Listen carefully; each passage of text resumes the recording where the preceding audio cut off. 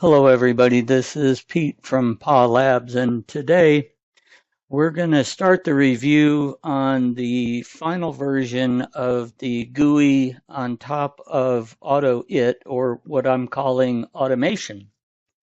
So at this point, you don't actually need to have any programming experience to use this tool. You can build scripts and execute them all right from within this one application. However, it does ship with a test project, which you can plug the scripts into and then compile with Pure Basic and then run. So when you launch automation, he wants you to create a project if there is not one already in the system. Now, a product or project is that which you are going to automate. So if I wanted to automate ICE design tool, I would say, okay, I'm going to make an ICE design project so that all the screens that I capture of their product and tools actually get saved into one location. I build all my individual steps, and then I can build as many scripts as I want off those steps. So for a simple solution here, we're going to start really easy and use Notepad. So we're going to use the tried and true old Notepad. So we've created our project, and basically that's just something for everything to link to. Our first step is going to be to go to the first tab, second tab here, and we want to capture the Notepad screen. Now, we'll come down to the toolbar here and say Notepad. And I've got a trusty little shortcut here that launches Notepad. Now, what I want to point out now is a feature, if you understand that word correctly, of the DLL version of AutoIt. For 2 days, I have tried to work my way around it. All the coordinates, ideally, AutoIt allows you to use coordinates that are screen-based or active window-based. And for whatever reason, try as I might, I cannot get active window base coordinates to work. So it always uses screen coordinates. So towards that end, what we're going to want to do is shove the application way up here into the upper right corner, about there. Come on. Well, we can maximize it. That'll work too. Actually, that works best. But otherwise, if you have a screen that doesn't maximize, shove it up into as close to that corner as you can get to. And why are you up and on the screen? Okay, then what we're going to do is come over to here and we're going to say close, and it starts a countdown. So I'm going to make that the active window. And when the countdown's done, he'll minimize it for me. And then he's going to run a whole bunch of AutoIt scripts. And what he's identified is, hey, I found this screen, and these are all the pieces of that screen that AutoIt can see. Some screens you get huge lists, some screens not so much. Now, I have this as a editable field for a reason. And on many applications, you don't need to edit it. Notepad, I have found, is very irritating.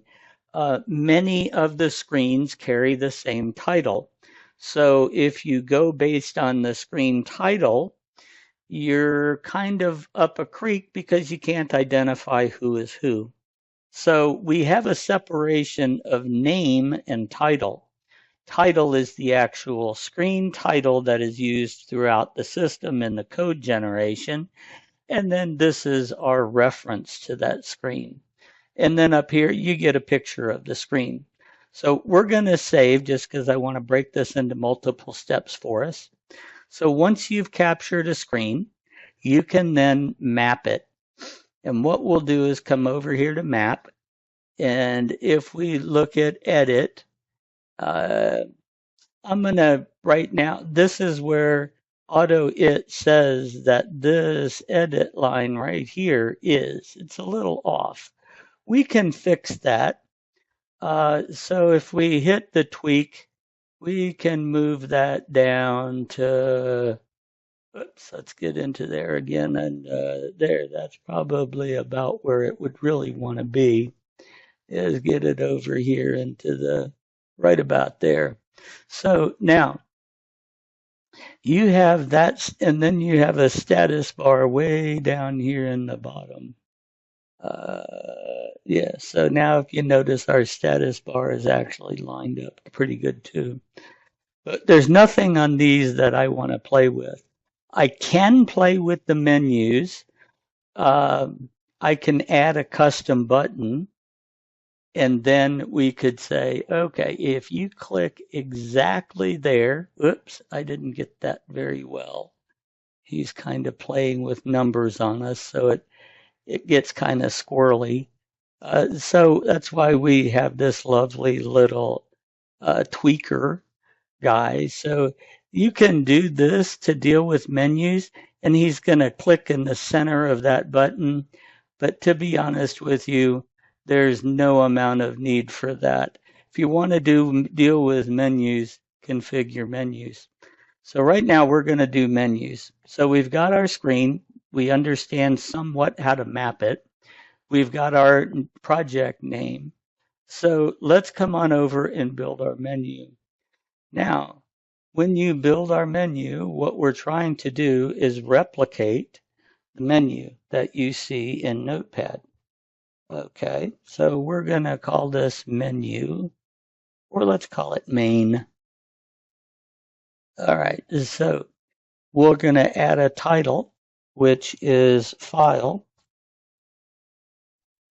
All right, and you remember back in the older versions of Windows, you had F and there was an underscore underneath the letter F.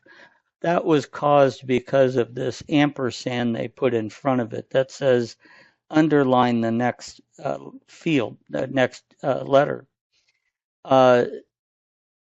When you're cloning the menus, the names of these, the text of these must exactly match what Microsoft has actually used.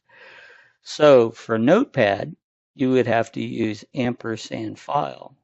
So all I want this first script to do is say file and exit. So what we'll do is say, okay, the next one I want to put in is E ampersand XIT because it was underscore was on the X. Okay, so we've mapped as much of our menu as we care to.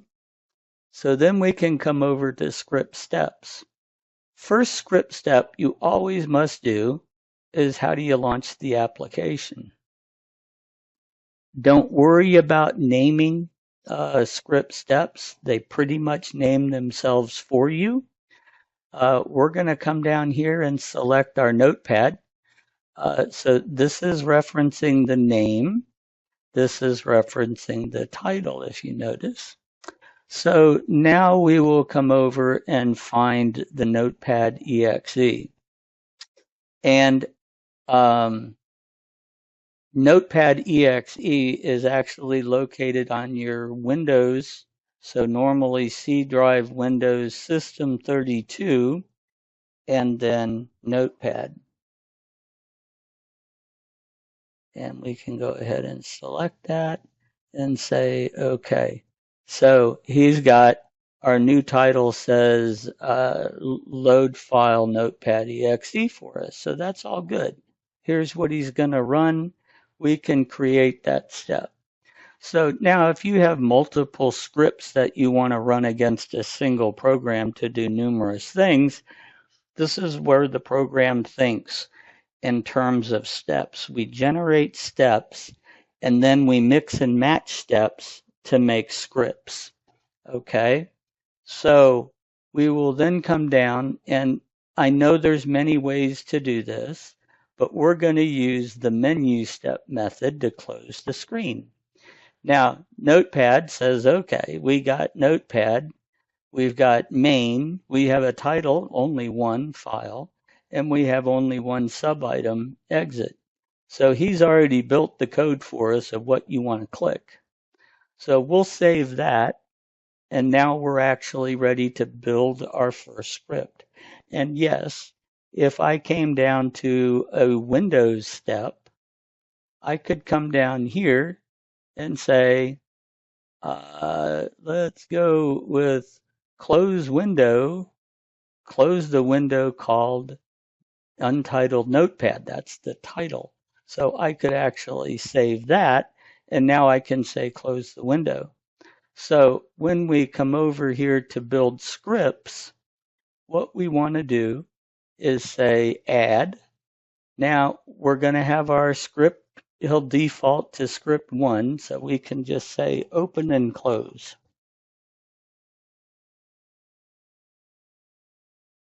So there you go, open and close. What we have to do is launch Notepad. And then we want to go to our mouse step. Whoops, not mouse step, menu step. And then we have Notepad, file, exit. So then we can save our script. So now we have our script called open and close. We'll move him over here. And then what we can do right here is say, here's the script. There's the commands from AutoIt that the system has generated on our behalf. And we can just simply execute, which goes pretty doggone fast. We can run it again for you. And there he goes. He ran 1, then he ran 2. So our script is working. If we modify our script, I can remove this. And now we can say we had a Windows script of close window. We can save that. Look at our script. So we're going to launch it and then close it. And if we execute this, he opens and closes exactly the same. So that's a first look at the final version of automation. More later.